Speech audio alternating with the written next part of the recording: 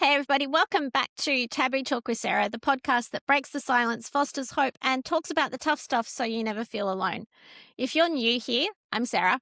I'm a mum of three, I'm a wellness advocate, and I'm really interested in what happens when we stop shrinking and start integrating the parts of ourselves that we were once told didn't belong. This season, we're exploring what happens when we notice something we can't then unsee, and what we choose to do with that awareness. And today's conversation feels like it'll be vibrant and layered. I'm joined by Jennie López, author of Intentional Unicorn, engineer by training, leadership voice, Zumba instructor, co-host of a very cool podcast called Very Caliente, which I love because it's bilingual, and someone who somehow manages to hold serious credibility and huge energy at the same time. We crossed paths through the LA Tribune network. She recently co-hosted a live event in Miami with Michael Silvers. Well, I joined from Australia on a panel. And what struck me is how she stays grounded in high visibility, very high energy spaces, somehow carries it all off with a smile. Jennie, welcome. I am so glad you're here. Oh, I am so happy that you invited me. And honestly, thank you. Looking forward to this discussion. Now, before we go any further, we probably need to acknowledge the obvious. Your name is Jennifer Lopez, but you're not the J-Lo most people will be thinking of when they see that name. So what's it been like building your own credibility and your own identity with that name? That's a very interesting question, Sarah. And by the way, congratulations. I've done so many podcasts, and this is the first time somebody asked me that kind of question. So that's pretty good. Honestly, I didn't even know how big of a deal was Jennifer Lopez until I moved here to the US. So, and now I have adopted, like, my friends call me Jenny or J-Lo, and even Jenny from the block. And the funny thing, it's been so many years, Sarah, that I don't even think of the other, right? The famous or the most famous Jenny from the block or Jennifer Lopez. I'm still authentic to me. If you think about it, Jennifer was such a popular name back in the 70s where I was born, and I'm already Yes. dating myself. And Lopez is a very popular Latino name, Puerto Rican last name. So there's so many Jennifer Lopez's. Now, has it been funny? Amazing. Yes. I remember when I first moved here, Sarah, I couldn't even order pizza from college because they thought I was joking. So I remember I had to change my name to Maria Martinez. So that way they will actually believe that it's a real person. And I now joke that I'm in the disappointing business because when I go to a restaurant and I say, hi, reservation under Jennifer Lopez, they're like, oh, they're expecting the other one, but it's so good. I'm still authentic to me. I go by Jenny. If you call me Jennifer, I think I'm in trouble. So it's all good. People remember the name. That's a blessing, but I don't even think about the other Jennifer Lopez whenever they call me J-Lo. Yeah. And that's the big blessing and curse of having a really popular name. True. Mine, for example, it was on the top 10 most popular girls' names for more than 20 years. There's an Sarah. awful lot of Sarahs in the world. There is even a couple of other Sarah Jordans. So yeah, I don't recommend people Googling their names and finding out the other ones because you might get a bit of a shock. Uh-oh. But you're right. I remember going to school with always at least 5 Jennifers, right? And we had to use different nicknames or the last names or something to really recognize each other. I don't know if you know, but I was an NFL cheerleader for 7 years. Even through my whole journey, there were always at least 5 or 6 Jennifers. So we all had different names. Like Truck, I was J-Lo. The other one was Pocket because she was the shortest of all of us. So it's fun. Make it fun. And you've got to make the fun out of it. So my first question, and I'm Yes. starting every interview this season with this same question. What is it that you've noticed in the world that now that you've noticed it, you can't unsee it? And Ooh, what does it make you want to do about it? goodness. And I have to go back to my whole theme of authenticity. I think now more than ever, I always known that in social media, everybody puts their best face, right? Um, and I even talk about it. The good thing, I guess, if you ever follow me, even in LinkedIn, I tell the good, the bad, and the ugly because for me it's refreshing. And not everybody's perfect. Everybody has their ups and downs. But I think even the people that you admire, sometimes you think, "Oh my goodness, they have it all, right? And they're perfect, and I wish I had that journey."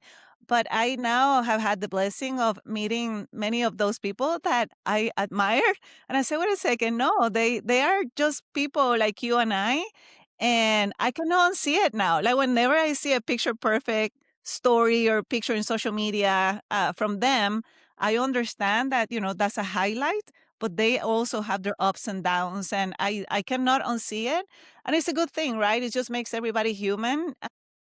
That doesn't nobody's perfect. It's always good to admire somebody from that thing that you can learn from them, but that doesn't mean that they have it all already figured out. So now that I have, I don't know, had the opportunity to work and learn more from biggest coaches, I don't know, you see the things that are behind the scene and makes everybody more human. And the cool thing is that, hey, if it was possible for them, it's also possible for any of us. So I like that aspect of it. And it's very, very true. What goes up on social media, Hmm. it's the highlight reel. You want to Yeah, you want to put the good stuff out there. You right. don't necessarily want to have the whole world knowing that actually I had a really bad day or Right, right. what I'm going through away from that. So, yeah. And it's nice that you've noticed that even those people who look like they've got it all together, they have their moments where, no, they're juggling 99 balls and somebody's just thrown the 100th at them and they drop them all too. Yeah, exactly, exactly. Great question. I love that. Okay, so next one. Now, possibly not everybody knows, but you're an engineer. I am chemical engineer. Yeah. So, very male dominated Yes, spaces yes. and very, very serious. But you're also a dancer and a Zumba instructor. So, that expressive embodied part.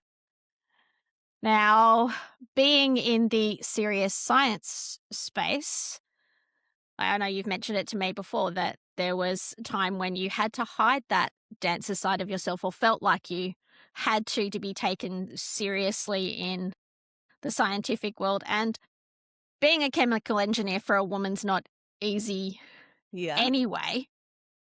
So what did that split, the I can't be my full self in this space, what did that feel like? Actually, you know what? You know that you can never connect the dots forward, but you can connect them backwards. And even that rocky first, I don't know, 6, 7 years here in the United States that taught me so much. Uh, Looking back, it was a blessing because I had to go through that to realize, you know what? Authenticity, used it intentionally, that is really the secret formula, and that's what has helped me really have the career that I have had in different industries, like you mentioned. However, how it was those first 5, 7 years, it was difficult because not only it was a Latina. But also a female, and then I also aspired to be a mom at some point. I mean, there were so many first, especially in that field where I was. I was not only a chemical engineer, but I was a chemical engineer in the manufacturing world, which is even more Yep. dominated by men. And when you first of all, you get the combination of you don't see other people like you in every aspect, right? Woman having kids and a family in higher positions, or Latina. I didn't see any of that. And then combined with the feedback I was getting about, hey, Jenny, you need to dress like an engineer. Jenny, you have to tone it down. You have too much fun at work. I don't know if I can trust you. I had a scientist one time in front of people who told me, hey, you just have to be careful about first impressions because you don't look smart. And I keep going on. I mean, it was constant feedback, constant feedback. And I said, goodness, if I really want a chance to be successful in this company, I have to change, right? And I just started studying people, and I say, okay, I'm gonna change from from colors to black and white. I'm gonna try to work on my accent, which it didn't work, as you can tell. And then I I like your really accent. thank you. I try to behave different way, but it's all of that energy that you put into, okay, instead of putting that energy into being the best of you, the whole time you're preoccupied about, oh, if I say that, how would that land? If am I saying it right, or am I raising my hand at the right moment? I don't want to make a fool of myself. Da, da, da, da. All of that math is draining your energy, and then I lost my spark. I lost what made me me and what made me connect the best with people. And I said, you know what? When I first started, perhaps I was naive, but I was rocking it. And then I lost it due to all this feedback that I think they were trying to really help me, but in fact, it really played against me. It diminished my confidence. My performance started to also get impacted. And I said, you know what? I'm going to be the best me. And if I don't have a role model, so be it. Maybe I can be that role model for others. And as we talked about just a couple minutes ago, nobody's perfect, but I can show that you can be a female, a Latina, a dancer, a mom, and still rocking it out there. And I was very intentional. I had a deep, bigger mission and why. And I think that really helped me unlock a lot of things. And I decided to be very intentional and very authentic, and that helped me grow really fast, actually, because then I was not diluting any energy, and I was just focusing on the my employees, the organizations I was transforming, the clients, the problems to be solved, and I always say authenticity plus intentionality equals impact. S- And that's it. When you're being fully who you are and bringing that to everything that you offer, it makes a difference. And 100%.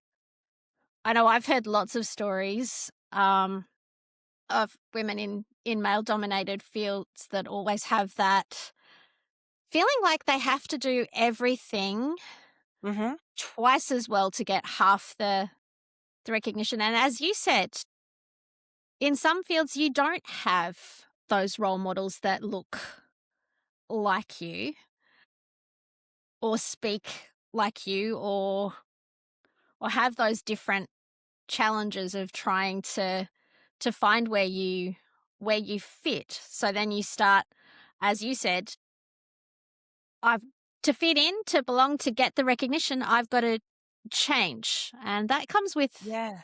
with a big cost. But then you came to that conclusion that, hey, it's costing too much Yes. and everything is starting to be affected by that. So I love that you mentioned Yeah. that, because that was the next question I was going to ask you was, at what point did those survival strategies start to feel like you were in a cage when you Yeah. realized that it's costing too much? Yeah. I So actually want to mention something about what you just said because I heard that so many times, Sarah, especially at the beginning of my career. You're a woman, you're a Latina, you have to work 3 times as hard to get the recognition. And it's almost that we hear it so much that we start getting programmed that that's the way it is and you have to, work harder. And now I a little bit cringe with that feedback, especially with younger generations, because perhaps at some point there was a generation that had to do that. But there's more of us now. And I think one gift that I like we have is that creativity and resourcefulness. And not because a thing was done a certain way by males, let's say, for example, before you have to do it that way. I still remember, I mean, I had kids and I was an executive leader in Fortune 500. I remember I was leading a manufacturing site and I got pregnant. And I'm not going to repeat here what the my supervisor told me at that point because it's I can politically imagine. incorrect. You have no idea. Like he was just shocked, and I'm not going to use the words that he used because you can even put the thoughts. And then he's like, "But what am I going to do whenever you're on leave?" And I said, "Well, what if I was a male? Something happened to me medical wise, and I needed to take a leave. what you have done. What would you have done? And he said, oh, right. So it's incredible. You just have to set and use your connections. Make sure that you are resourceful and be creative on how to make it happen. To do it in a way that is according to the priorities in your life. Another thing that Sarah, that I'm saying this because I think it will resonate with your audience. I remember I didn't see a lot of females with kids, and in high positions when I started. One person. And then I was so excited and I talked to her. I said, how do you do it? And you know what she said? She said, well, Jenny, my daughter knows that mommy works. And because mommy works, work is going to come first. And because of that, she's not going to be at at the daughter's things at school. And I was so disappointed. I said, well, I don't want to be a leader then. Anyway, long story short, I learned that, hey, you just do it in a way that reflects your priorities. And the thing is that sometimes we have a preconception that because it was done a certain way before us, it has to be done that way. And then we're like, that's impossible, right? But just be creative. And I always say, you can give the company or whatever that you're working at 100% or 110%, and you do it in a way that is costing your health, your passion, your mental health, your fitness, your relationships with your family, etc. And the company will say, well, out of job, Sarah. But Sarah, you can also give it 100%, but you do it in a way that you integrate the things with your priorities, setting your boundaries. And the company is also going to say, way to go, Sarah. So don't put that standard that doesn't exist out there. Just set a new standard. There you go. And it can be done, Yes. that you can be a great mum and have a great career. Yes. So, and I'm very grateful to the example that my mum gave me. She was a full-time working mum, but somehow she managed to always be at any race I was running in and any performance I was singing in. I think it's there was days where she went in early and she stayed late and gave that time so that then she could bank up time off so that she could do those things. But there has to be a way to find that balance. And especially now with more and more women joining the workforce, thanks to previous generations who showed that it could be done.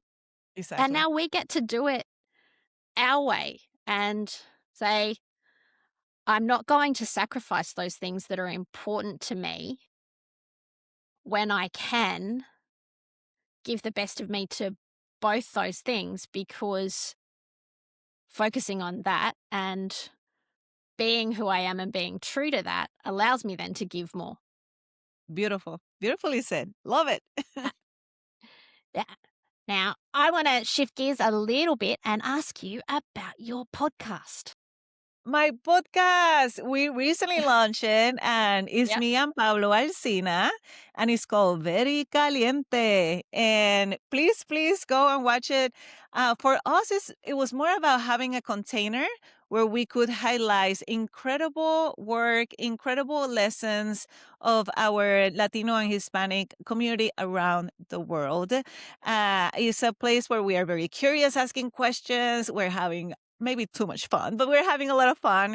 It's in English, it's in Spanish, it's in Spanglish. And honestly, we have everything from Grammy winners all the way to lawyers and psychologists. And then we have a singer, and then we have an actress and a producer. We have a variety of different guests, and we absolutely love it. We're having a lot of fun.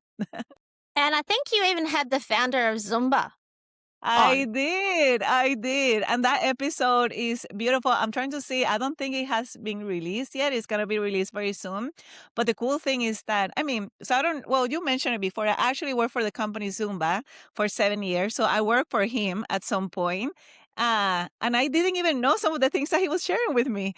He really went into the details about from Colombia to the United States, the relationship with the mom, all the struggles. And it was a beautiful episode because normally, again, you see the highlight. Oh, wow, he has it all. How lucky is Beto? And they don't know that it took him 40 years, 40. 40 to actually get the recognition and get Zumba, up and going globally. So anyway, don't miss it. Very caliente. I love that it's bilingual and that focus on celebrating the amazing parts of your culture. And Yes. yes, I love that you're also highlighting that there is no such thing as an overnight success. And again, with that highlight reel of, like, so many people say that having your own business or being self-employed must be amazing. And anyone who says that, I would say they're doing one of two things.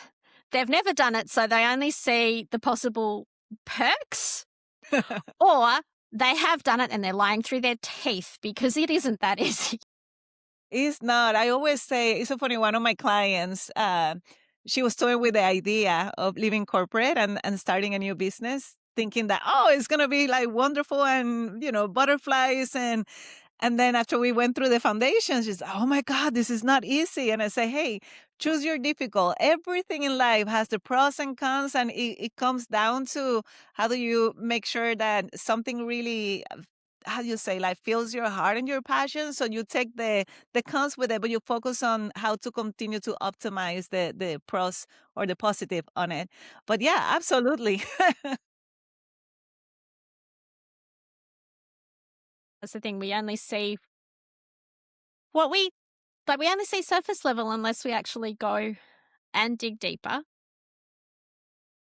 Yeah, yeah, absolutely. Well, and the thing is that, especially with, I go back to social media, it's so easy to, without context, then getting in the trap of comparison. And like, oh, I'm going to compare, like, oh, I'm so behind and I'm too late to the game. And oh, I wish this and wish that. And the thing is that all of us have our own authentic journey. And yeah, as long as you continue to create something really amazing for the world, again, that is aligned with your values, with your passion, you take the bad with it. I mean, there's some things that are part of it. I mean, if everything, Sarah, will you be happy? If have you seen the movie Barbie? Have you seen the movie Barbie? All right. Well, in the movie No, I Barbie, must I know confess it's I so have not. silly. It's so silly. I can't believe I even said that I have watched the movie. But the first of the part of the movie, everything is perfect. Like, and it's the same every day. Everything is absolutely perfect, expected. Imagine if you wake up and everything goes according to your wanting every day. Nothing goes wrong. I mean, that's why this world needs the polarity, so you can really appreciate the good whenever it happens. And every little that we call it bad or whatever is just a little bit of a growing patch to continue to go up in your journey. So anyway, I I went on a tangent there, but I'm really passionate about that. I love that. We learn more from our challenges than we do from smooth sailing, I think. Hmm. And even those really hard times, we learn something good out of them. There's always a good thing that comes out of any challenge. It's just that sometimes we have to look a little bit harder to find it and to Yes. find that joy within it. Yeah.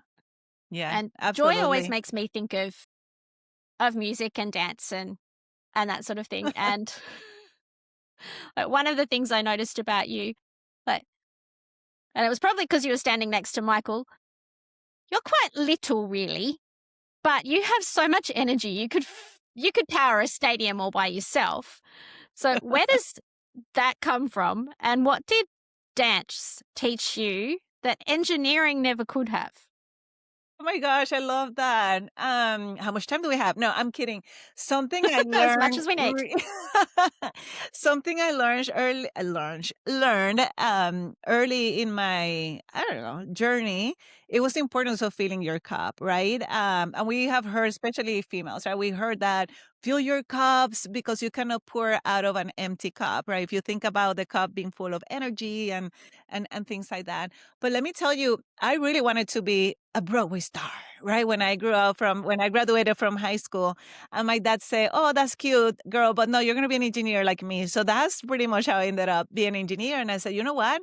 I'm still going to dance. I'm not going to quit. I'll be an engineer, but I'm going to dance anyway. my 5 so in Puerto Rico, to do your chemical engineering is actually 5 years. So those 5 years, I will go to university 6 in the morning to 2 p.m., and then I will drive to San Juan, Puerto Rico, which is about 3 hours, and maybe a little bit more depending on the traffic, to work at a TV show and then rehearse to some artists that I was a backup dancer or working with different companies, commercials, etc. And I literally did that for almost 5 years. I had two different things, and people said, "Tú estás loca, you're crazy. Like, why do you have so many jobs?" And I said, huh, yes, it's a job. I'm getting paid, but I never saw dancing as, oh, I have to dance tonight, right? Or I have to dance today. I actually looked forward to it, and it really helped me so much being very structured, organized, focus management. I don't call it time management anymore. And really the importance of having that thing that energizes you. So for me, it's dancing. For me, it's oil painting. For me, it's working out, going out in for a walk, especially when the weather is nice. Even if it's raining, sometimes I go crazy and say, I'm going to walk in the rain and feel nature. But that is really important. I think many times we go on autopilot in this world and we wait for that week vacation during the year, and it's too late because you're so exhausted by then. So I have learned that when I went to grad school, I forgot about that lesson. And it was so hard, that chapter, going to a different culture, different language, not being accepted, and trying to figure out how to survive those 2 years when I was working on my master's degree. And then I realized I was so focused on my grades and studying and studying and studying, I was depleted. And that's where I learned the fitness, the group fitness and dancing, I could incorporate dancing into group fitness. And that's how I became a group fitness instructor first and then Zumba instructor later. So that filled my cup. I was doing that in parallel to my job. So I still do that. I'm very choosy with what I say yes to. And that really, that fills my energy. I'm at flow most of the time. I have my strategies on how to be very protective of my energy. And yes, I sleep, Sarah. If I don't sleep, I will be so cranky because people think, oh, you must not sleep. But I know I do sleep. You want to see me cranky? Give me like a night of 4 hours sleep. Hey, you're a mum. Don't you mean you're used to functioning on very little sleep? When they were little, they're teenagers now. I can sleep now. Because they sleep more than you do. But, yeah, and you can do that because you do those things that actively fill your cup. And I think Yes. that's the thing, is finding what it is for you that fills your cup, that then allows you to go and do that. Because I can't remember which very wise man it was who said, find a job you love and you never work a Yes. day. But it's true Yes. because as you said, the dance job, that didn't feel like a job. That didn't feel like work. That was fun. That was topping you up. And then that allowed you to be able to do your other job Yes. better. Whereas when you weren't doing that and you were running on autopilot Yeah. and probably basically sleepwalking through your life, True. How do you that feel you your notice cup, the Sarah? difference when you're not doing those things. True. True. How do you feel your cup? I sing. You You what? wanted to be a dancer when you were little? Yes. Yeah.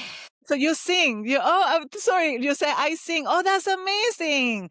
I love that. I was raised on old school movie musicals, but Love it. my mum was a classically trained pianist as well. So I was raised on a very interesting mix of music, and she Yes. loved country music, but we always had music playing in our house all the time. So I'd be singing from the moment I got up to the moment I went to sleep. And that's still, like, I will have music on. I believe music is the language of the soul. So it's important that Yes. we tap into that. So yeah, it's having music, it's singing, it's moving. I dance in my kitchen, much to my children's Love it. chagrin. But that, or stress management wise, I took up taekwondo a couple of years ago. Originally Nice. got my boys into it for the self-defense and discipline aspects of it. And then after a couple of years of them going, Mum, it's so much fun, come do it with us, I did. And it Aw. turns out it really is a whole lot of fun. But it's also a great stress management technique because where else can you punch and kick things and scream your head off and it be perfectly acceptable? I And love because I do that. tend to hold a lot of stuff in my body, that's my way of getting it out of my body. So then I can go, okay, I can regulate now and I've figured out what it is I'm stressed or worried about, and I can actually then go and do something about it as opposed to just getting all tight and tense and not even knowing what it is that's bothering me. So, That is so amazing. I love it. Yeah, my son did taekwondo. Gosh, until actually he just quit after he got his second degree black belt. And then he's like, Mom, I want to be a drummer. I'm like, okay. We went from taekwondo to drums. Okay. So he loves it. Just like you sing all the time. He's on the drums all the time. My neighbors probably don't appreciate it, but hey, it is he loves it. it's okay. Our neighbours are about to hate us too. 3 Amazing. boys. Oh, Our goodness. Goodness, oldest plays the goodness. bass guitar. Our Yes. middle has just started piano. And our little one, yeah, he's signed up for drums. Okay, so best advice. Make sure that you also have a pair of electronic drums so then he can just get all of that out in his room and he's not bothering a lot of people. I mean, you can still hear a little bit of the clack, clack, clack, but it's not like boom, boom, where the whole house is shaking. But that's That's so the plan. School awesome. will send him school will send him home with a little practice pad. Yes. Yes. So yep, and I think you can get them that you can plug headphones in as well, so he can hear what he's doing, but the rest of the world doesn't have to, so that's my plan. I love it. Well, that's amazing. I think, like you mentioned, music is so important, and even just like learning how to read it and play with it, it is an incredible thing to have developed, especially for kids and our Yeah. kids' age. It helps us to regulate our nervous systems. It helps us to Mm-hmm. and I think we all need to find that thing Yes. that does that for us because our world's a bit crazy, busy, full of very dysregulated people, Yeah, absolutely. which brings me to my next thing. So recently you were traveling and got caught up in a little bit of drama in Mexico. Yeah. Now, without sharing anything that you don't want to or anything that could get you in trouble, what did that experience feel like and what did it remind you about safety and Yeah. yeah, what did you learn in that moment? Because I imagine you were feeling completely out of control. Yeah, and And that's one thing, right? Like, I think the biggest thing that I coach my clients, but I had to practice myself is all you can do is focus on what you can control. Otherwise, your mind will spiral into all these worst case scenarios that really, the probability of them taking place is so, so minuscule. Um, Gosh, so the irony, Sarah, of all of this is that I've been wanting to visit Mexico for 10 years. And I've been saying to my husband, let's go. And then my husband he sees what is on the news and then he extrapolates and he said, well, Jenny's not safe.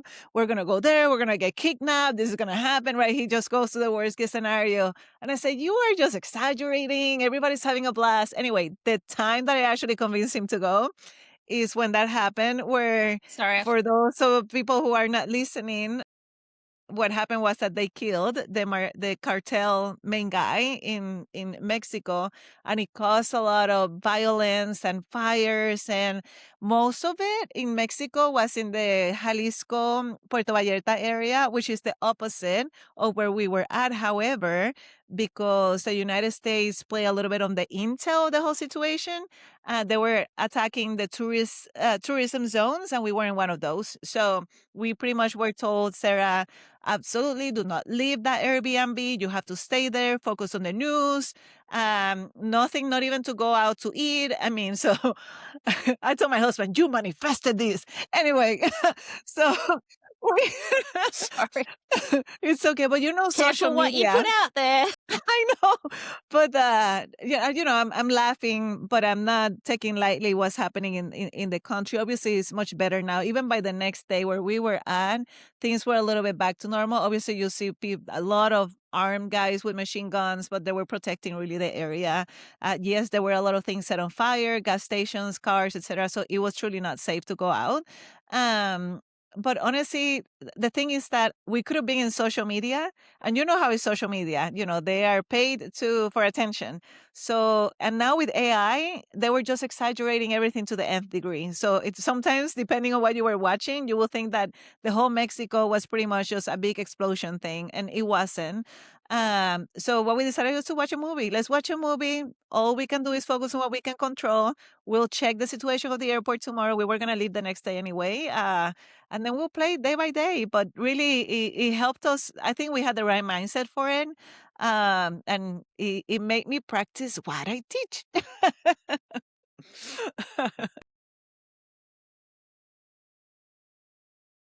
And we sometimes discount how important that is of walking our own talk. Yes, yes. So Yeah. so But we've I mean, covered. like I said, I mean, if you think about that was, well, actually, I was going to say several weeks ago, but really was last week. And now with the situation in the other opposite side of the world, right? There's always something. I remember my husband went to Jerusalem and Israel, and he came back just about 5 days before the war erupted there. And I remember him asking the question, "Is this a place that is safe?" And everybody said, "This is the safest place." And even the airport where he flew out, it got hit in the middle, the war situation. You know what? You either like go under a rock and never leave and experience life if you get distracted by everything that is going wrong in this world, or you focus on what you can control and really do your best to live a life in alignment of doing good in the world. I know it's going to return back to you. And one baby step at a time, right? And be that source of positivity out there because a lot of people need it in these days. Yes. We need to put out into the world what we want to come back. We need to be that change that we want to see. Yes. Yes. We need to make sure that we're living in alignment and doing that ourselves. Hmm. Now I know you move quite easily between different spaces and have created that balance and that integrated life. So if anyone's listening and they're in that struggle of they're hiding parts of themselves to be taken seriously, or they think they can't do all the things that they love to do, all those things that make up who they are,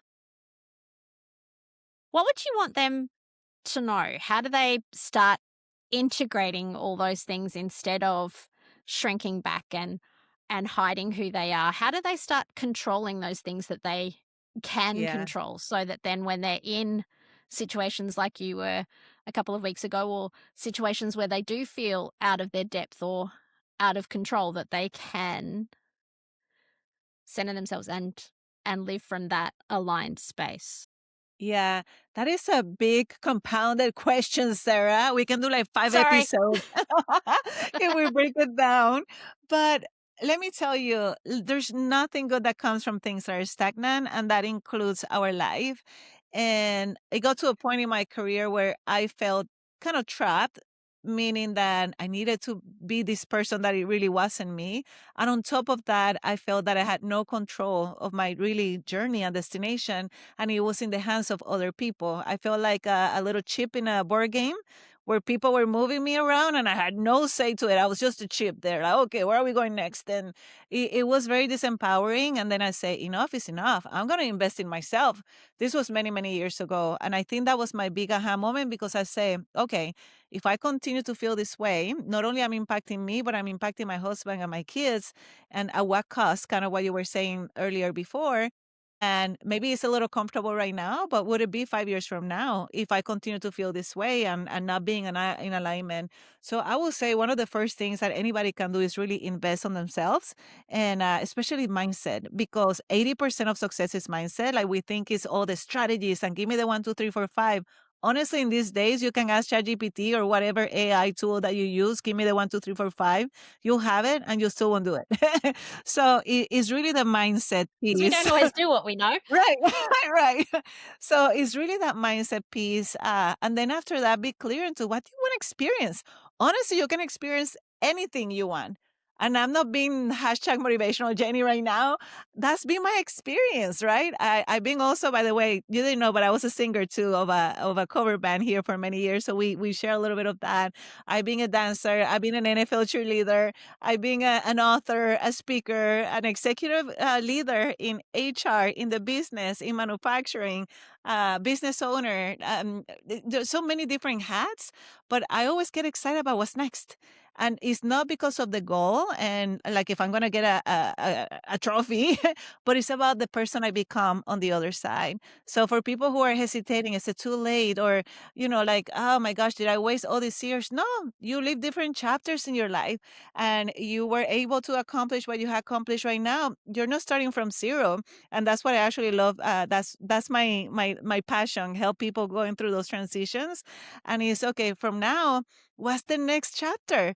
And they're not starting from zero. You're bringing all of that experience with you, and then go to your next chapter and make it better. And now you have more experiences. Not only you're more marketable, but then you have even bigger impact with the people that is around you. So literally, I help them getting that clarity and that confidence and the system so they can do that. This life is short in the big scheme of things, and why not experience it? And then then when you do that, you serve as a role model for others, which is something that I never take for granted. And that's why I always share my journey in social media under Intentional Unicorn, which is my brand. So that's where people can find you, is on social media Yes, under Jennie Lopez or Intentional Unicorn, or yes. they can tune in to Very Caliente, Very caliente.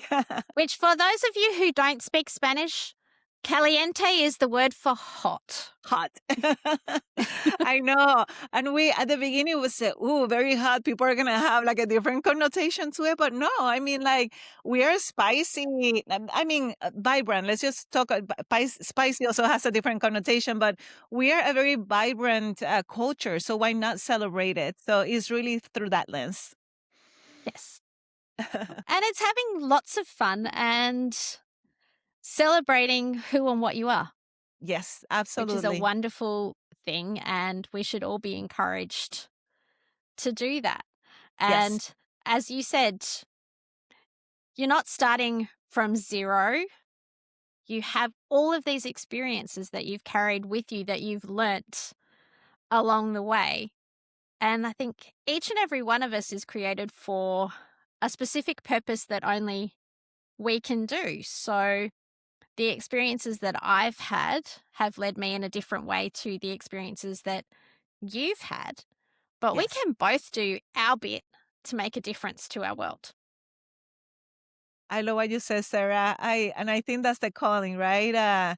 If we truly, truly stop living this world in autopilot, we start connecting to what are we here for? One of them is to experience life, but all of us have our own experiences, our own unique superpowers, and yeah, never ignore that little, like I don't know how to say this in English, but when you get that like I don't know how to say in English, like that little Whisper? thing, like a Prompting? little voice, a whisper, or like, ooh, idea, or like this, I want to do this. It's there for a reason. So don't ignore it. Listen, follow it, and don't do it alone. Never do it alone. Nobody does it alone. Get into the community, get with a coach, get with a mentor, but never do it alone.